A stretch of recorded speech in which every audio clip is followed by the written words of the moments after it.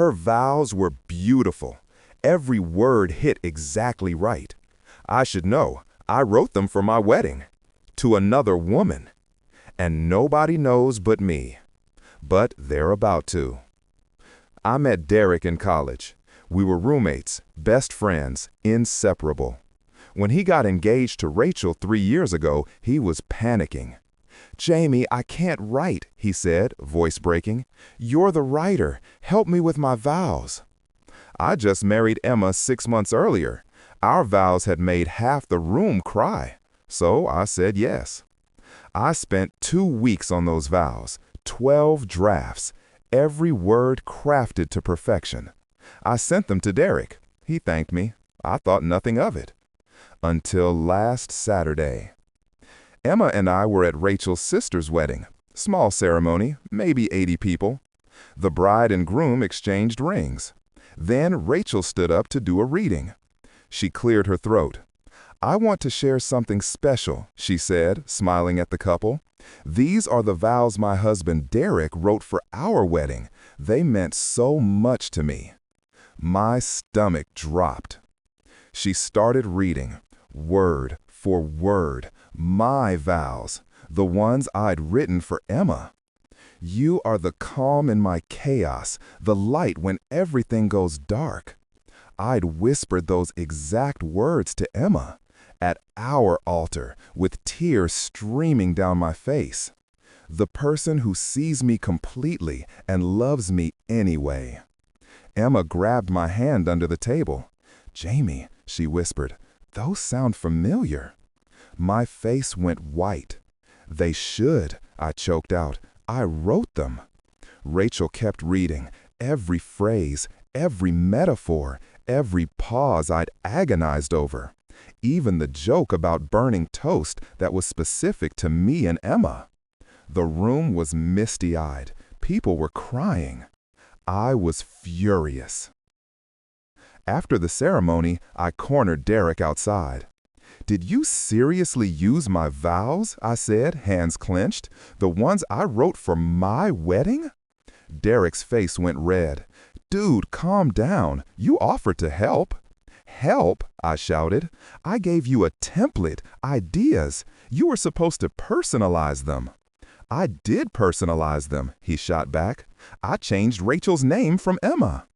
My jaw dropped. "You changed the name? That's it?" "Nobody noticed," he said, shrugging. "Rachel loved them. What's the big deal?"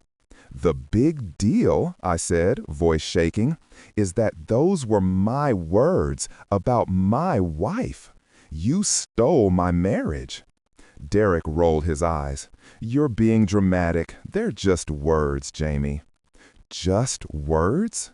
That's when I decided. They were going to pay. I went home that night and opened my old laptop. Found my emails with Derek from 3 years ago. Subject line, vow help. I'd attached a document, my original vows, all 12 drafts with timestamps. But then I found something else. Emails between Derek and Rachel. 2 weeks before their wedding. "Derek, found some good vows online. These are beautiful, but isn't this Jamie's writing style? Maybe. He won't remember. And even if he does, what's he gonna do? Make a scene at our wedding? LOL, true. They're perfect." They knew. Both of them knew. And they used them anyway. I took screenshots of everything. Every email. Every timestamp. The original Google Doc showing I'd created it 6 months before Derek's wedding. For my wedding. Then I waited. 2 weeks later, Derek and Rachel posted their 3-year anniversary on Instagram. A video montage, their wedding highlights. Rachel reading Derek's vows at the reception. 485 comments.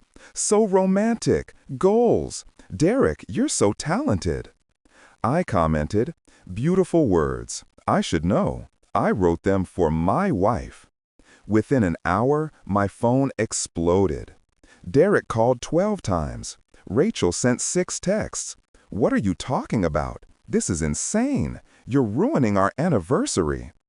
I didn't respond. Instead, I posted a thread on Twitter. Screenshots of everything. The original document, the timestamps, my wedding photos with Emma showing the date, the emails between Derek and Rachel proving they knew. The caption? 3 years ago, my best friend asked me to help with his wedding vows. I thought I was offering advice. Turns out, he copy-pasted my vows from my wedding and claimed them as his own. His wife knew. They laughed about it. It went viral in 6 hours. 23,000 retweets. News sites picked it up. Man exposes best friend for stealing wedding vows. Rachel's Instagram got flooded. Thousands of comments calling them frauds. Derek's brother called me. "Jamie, what the hell? You're destroying them." "They destroyed themselves," I said. "I just told the truth." Emma wasn't sure at first. "Maybe we should have handled this privately," she said softly. "I tried private," I told her. "Derek said they were just words. But they're not. They were our words, about our love. They stole that and made it theirs." She squeezed my hand. "You're right." Within 2 days, the fallout was nuclear. Rachel's family demanded they renew their vows with original words. Derek's company put him on leave after clients started questioning his integrity. If he plagiarizes personal vows, what else does he plagiarize? Their friends divided into camps. Half supported us, half called me petty. Derek sent one final text. "I hope you're happy. You ruined 3 years of marriage over some words." I replied, "You ruined our friendship when you stole my marriage and laughed about it." He blocked me. Rachel posted an apology video, sort of. "We made a mistake. Derek should have written original vows, but we didn't think it was a big deal at the time. We're sorry to Jamie and Emma." The comments weren't kind. "You knew." The emails prove it. Not sorry you did it, sorry you got caught. 3 weeks later, I heard from Derek's brother again. They'd hired a marriage counselor. Rachel wanted an annulment, not because of the vows specifically, but because if Derek lied about this, what else did he lie about? Turns out the vows were just the beginning. Rachel started questioning everything. Gifts he'd claimed he picked himself? Emma had actually chosen them when she helped me shop for Derek's birthday. Love letters? Half were rephrased from things I'd said in group chats. Derek hadn't just stolen my vows. He'd stolen my entire personality. Emma and I talked about it one night, sitting on our porch. "Do you regret it?" she asked. "Exposing them?"